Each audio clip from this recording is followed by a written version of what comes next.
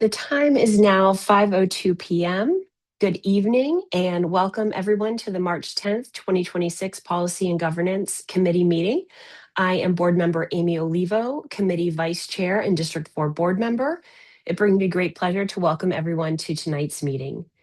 For those unable to observe now, the meeting is being recorded and can be accessed on the PGCPS YouTube channel for later viewing. Ms. Johnson, can you please call the roll? Dr. Moss, Present. Mrs. Olivo, Present. Mr. Briggs, Present. Mrs. Brown,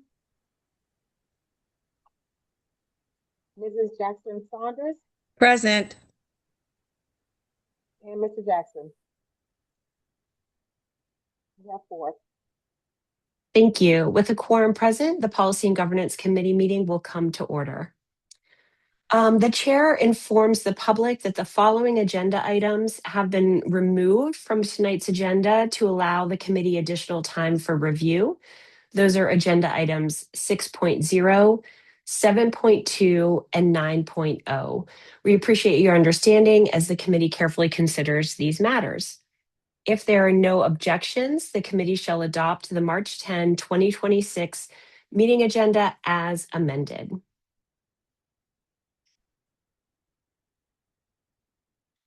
There being no objections, the March 10, 2026 meeting agenda is adopted as amended. We will move toward approval of the meeting minutes. If there are no corrections, the February 24th, 2026 committee meeting minutes shall be approved as distributed. There being no corrections, the minutes are approved. There are no public speakers registered this evening. There are 2 items for discussion. There will be 2 rounds of discussion per item during the discussion, and each round will be 2.5 minutes. If a third round is required, a vote will be taken. So first we have policy 5121, grading and reporting for elementary and secondary students. And I would like to recognize Mrs. Welsh to present her guest speakers to provide an update on policy 5121, grading and reporting for elementary and secondary students with reference to AP 5121. Mrs. Welsh? Good evening, everyone. We are very fortunate this evening to have with us Dr. White, who is the Chief of Academics, and also Tony Brooks, who is the Director of Instructional and Operational Support. And they will be here to talk about the actual AP that is actually correlates with the policy specific, I think, to elementary school. And just how it operates, and sort of gives you an idea of how, when you think about the policy, how it's being implemented through the AP. Good evening, everyone. So 5121.1 is elementary, 5121.2 is middle school, and 5121.3 is high school. These administrative procedures are reviewed every single year and reposted every July so that our schools are operating off of a new procedure in case any nuances need to change as we move about the school year. These administrative procedures make sure that we give course of study. It applies the syllabus. That way our parents know exactly for every course what should be there. In the syllabus, it outlines our category weights, which are assessments, classwork, and independent assignment. For every content, it provides the percentage that each category weight is assigned. It also goes through just discussing reporting of grades, how grades should be entered, how grades are calculated when we have students that transfer in and out. So it is the overall guidance that we use and have the intent for schools to follow and assign grades for students. I believe you all had some questions around assessment. So I'll stop for a second to find out what specifically your interest in 5121 in terms of what more specifically you'd want to know so that we can provide an in-depth information and address any questions or opportunities that you may have about that policy for elementary school. Board members, Dr. Moss? Yeah, thank you so much. I just want to flag, we had a parent on Yes. who had questions around whether or not this board policy requires for you all to send home copies of the assessment. They understood that they would get like all copies of all the other graded assignments, but they were suggesting that the administrative procedure requires you all to send home copies of standardized assessments that we give to all kids. I think that's the only question we really had about it. Sure. So we had, and just so that you all know, in the 10 years that 5 years as this director of CNI and the 5 years as a chief, I have engaged with one particular school that's had ongoing questions and communication around the topic that you raised.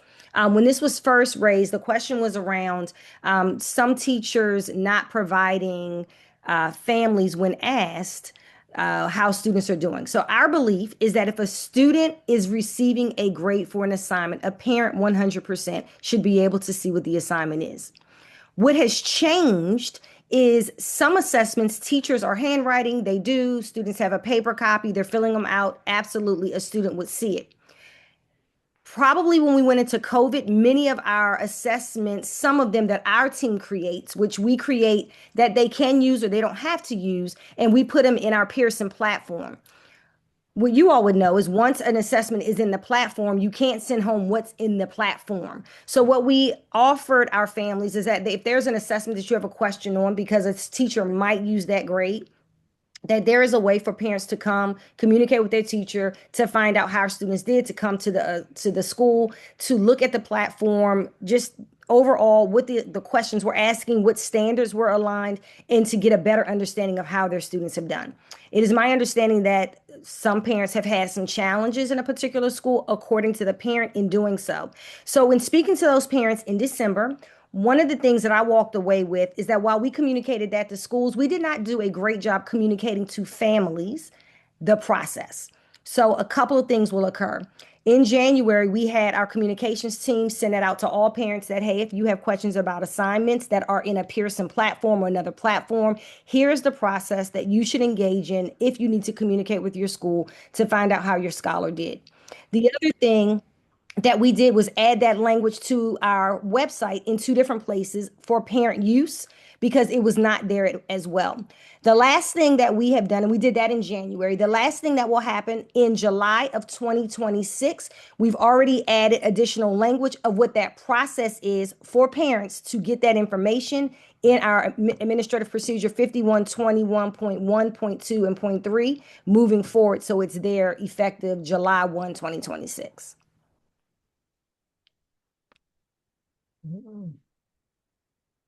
Board Member Moss, did that answer your question? It did. Thank you. You're Super welcome. helpful. Yeah.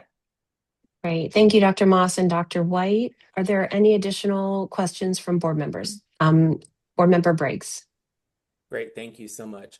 Dr. White, I had just one question, and this Sure. was something that came up over the years, which was around the progress reports and the release of the report cards. I know Sure. that I've heard from community members, from families, them saying that progress reports were released.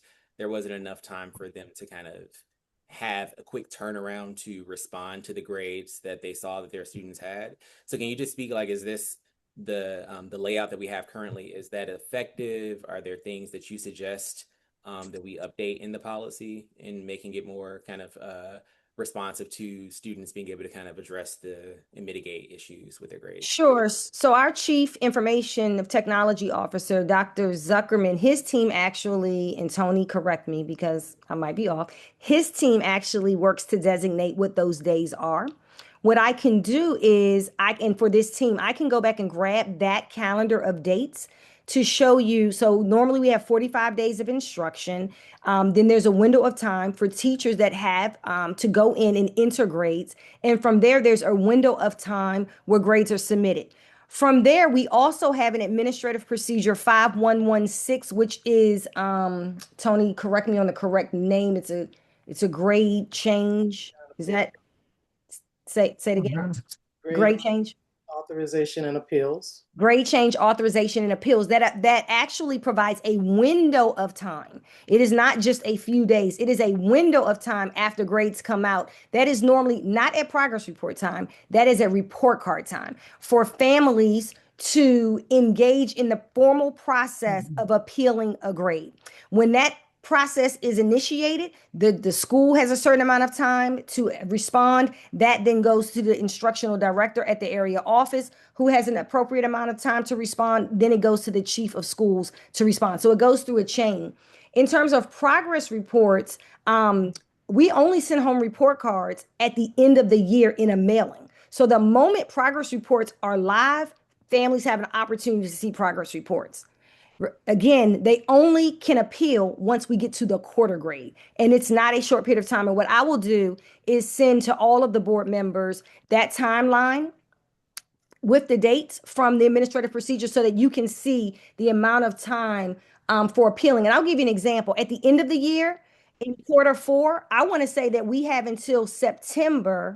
Now, sometimes I make things up, so my team is always around to correct me. But I want to say from the end of the year in June, they have until September to file a grade change. Tony, is that That's correct? correct. For fourth quarter and summer. That's correct. So I'm just saying that to show you the length of time. Now, during the school year, it's not that lengthy, but that just shows you that it is a long window of time that families have to communicate if they are expecting or asking or requesting for a grade change. Okay. And I think I was and so that's helpful too. And I think the last piece, and thank you, Board Member Olivo, for allowing me to just go for this additional piece. But it was just really around like the responsiveness, because we know that, you can get a summative assessment, you can get a formative assessment, but it's like if you don't have that rebound time to address the issues, then the grades come out shortly after. I was just curious, based on your professional expertise, Sure. if you think that if what we currently have in the grading policy, if that works, if that is the case, then great. And it sounds like you're saying that it is. Well, I would answer that first. Thank you so much for giving me an opportunity to clarify. In our administrative procedure, if schools and teachers are following that procedure, it also asks that teachers put in grades every week, up to 2 grades per week in a class. So if they are actually doing that, parents throughout the semester, every single week should see grades. There should not be all of a sudden a dumping of grades and you are shocked at what your child has received. You should be, as a parent, following along in that parent view all year long. That Synergy, which is the grade, it is where we have official grades in Synergy. You should be following that through. If you see that your teacher is not putting in those grades 2 days a week, you should be, number one, communicating with the teacher. And then if you're not getting a response, communicating with the building principal. If that process is being followed, then there should be no surprises when you get to progress report and or report card time. Thank you. And that is spelled out in the administrative procedure. Thank you, Mr. Briggs and Dr. White. I will share that is my lived experience as well as a PGCPS parent. I can see grades, being entered every week, sometimes every day, and follow along that way. Board members, are there any additional questions for Dr. White? Okay. And board member Perfect. Olivo, can I just Oh, also yes. add, for the parent that's out there following Please. Canvas, because their educator, their teacher could be using Canvas. Okay. Grades go into Canvas, but Canvas is not our record of grades. Grades move over from Canvas into Synergy. Synergy is the official records of grades. So sometimes there's a discrepancy by the time it takes to roll over, and a parent may say, "Oh, but in Canvas, my child had this." Synergy is the formal records for grades. And I'll just clarify for that, the way that parents look at Synergy is called parent view. Is that correct? Okay. Yeah. I know there's a lot of terms. So we're working on, that parent group that brought that up. It also allowed me to see that there are some better ways that we can communicate with our families to make it to clear up some of these terms and where things live, and just, so we're working on that as well. So that when we get to July, we can also have a parent out facing how to really understand the administrative procedure, what type of questions to ask your teacher. We've already done a document on, if you have a parent meeting, what is the way to run a parent meeting with your teacher. So we're going to work to find better ways to communicate with our families that will help them through this process. That sounds great. Thank you so much. Terrific. Mrs. Welsh, is there anything else that we should review or discuss around this policy before we move to the recommendation vote? No, I think it's fine. I think that AP is what really provides all the detail on how it specifically works, but the policy itself just provides the broad, requirements. So I think it's good. Okay, perfect. So we'll move into that vote. The question is, board members, shall the committee recommend policy 5121, grading and reporting for elementary and secondary students, to the policy sponsor for revision approval? Any discussion? Okay, Ms. Johnson, please take the roll call vote. Dr. Moss, Aye. Mrs. Olivo, Aye. Mr. Briggs, Aye. Mrs. Brown, Mrs. Jackson Saunders, Aye. there are four. There are 4 in the affirmative.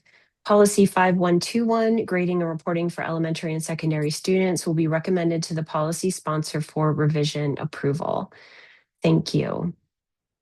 We will now move to our unnumbered as of yet policy, immigration enforcement activity. This is a new policy. Thank you so much, Dr. White and Ms. Brooks, for being here. We really appreciate it. Thank you for having us. Bye-bye. Thank you. The chair recognizes Mrs. Welsh to provide an overview of the immigration enforcement activity new policy. Good evening again. So the policy's name is Interacting with Immigration Enforcement Agents, and it has actually gone through a couple of reviews now. And really, the changes we've made are in response to the public comments that we have received several different times. So this was the last group of public comments that we received that we have that I incorporated into the policy. The policy is based on a new law that was passed last year or the year before, and House Bill 1222, which actually requires all school systems to have a policy that addresses what schools and what staff within the schools are supposed to do if an immigration enforcement agent enters the school. So it lays out the specifics based on the policy that was provided through the Maryland Attorney General based on House Bill 1222.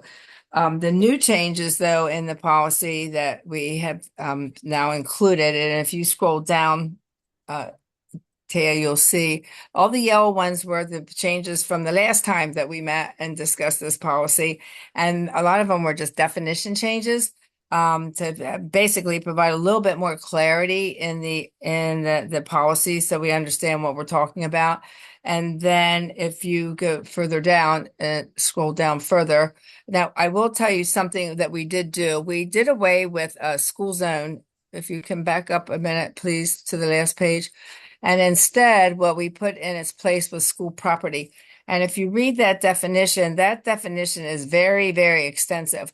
So it talks about any, all buildings, grounds, land owned, leased, used, or operated by or on behalf of PGCPS for school administrative or operations, including athletic fields, playgrounds, parking lots, walkways, and all areas of school buildings and other facilities. For the purpose of this policy, school property includes school buildings, grounds, and land utilized by public charter schools to conduct educational program and other school activities, regardless of who owns the building or property.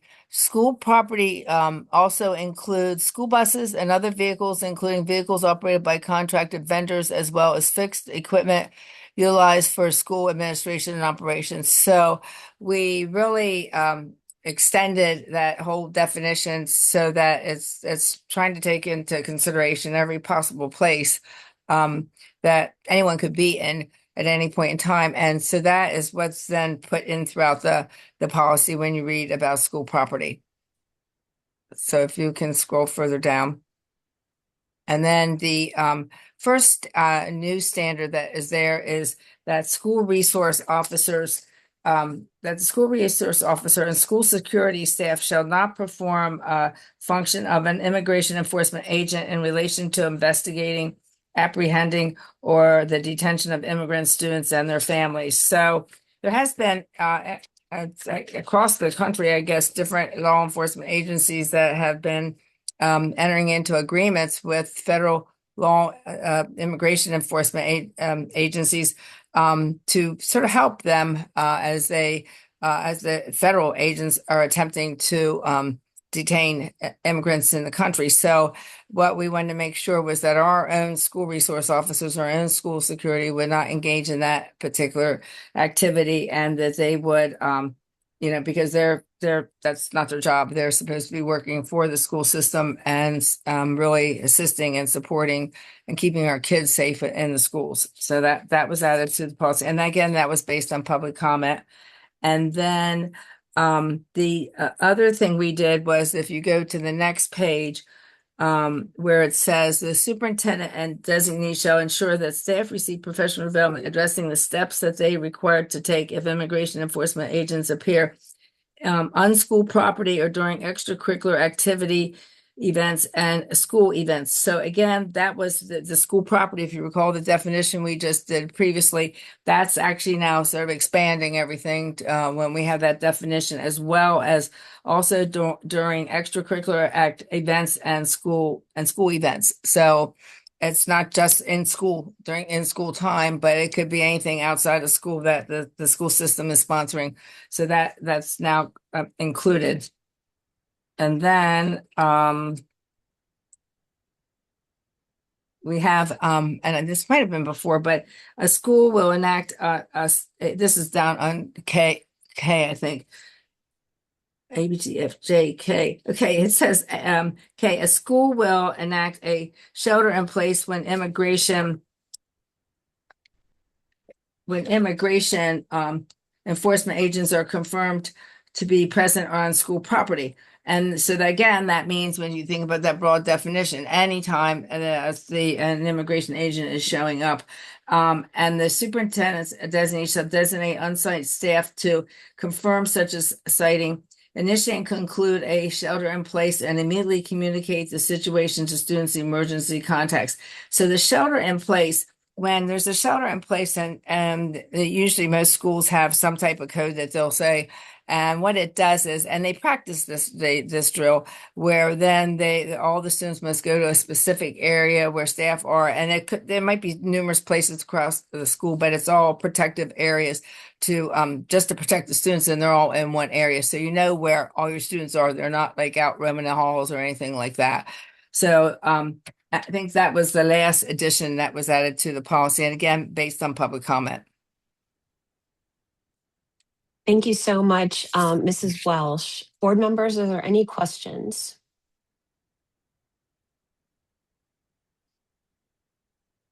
Great. I just want to take a minute to thank Mrs. Welsh and thank our Policy and Governance Committee members for their really hard and thoughtful work on this policy.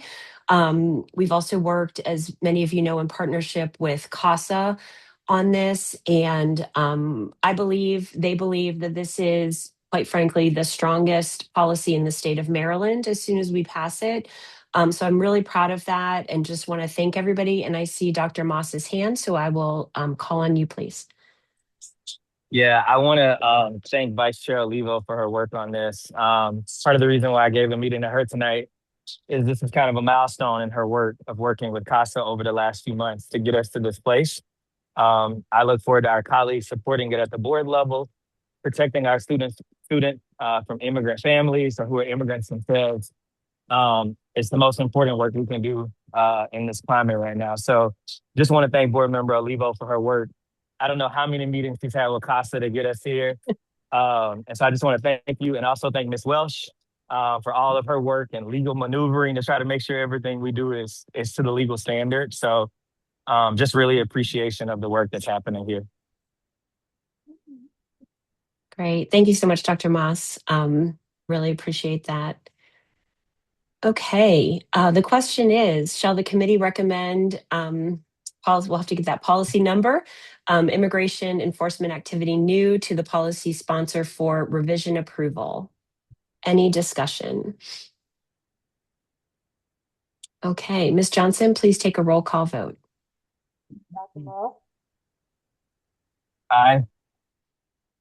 Mrs. Olivo, Aye. Mr. Briggs, Aye. Mrs. Brown, and Mrs. Jackson Saunders. Aye. Therefore, Thank you. There are 4 in the affirmative. The immigration enforcement activity new policy will be recommended to the policy sponsor for revision approval. And I believe that means that the next step for this one is to the full board for full board approval. So I look forward to that. Colleagues, that is the conclusion of our agenda. So we will move to adjourn. The Vice Chair informs the public that the next virtual Policy and Governance Committee meeting will be held on March 24th, 2026. Please continue to check the Prince George's County Board of Education website for meeting information and updates. Thank you all so much for your discussion and attendance. To our viewers, thank you for watching. There being no further business, the time is now 5:27 p.m. The March 10th, 2026 Policy and Governance Committee meeting is adjourned. Thank you all so much.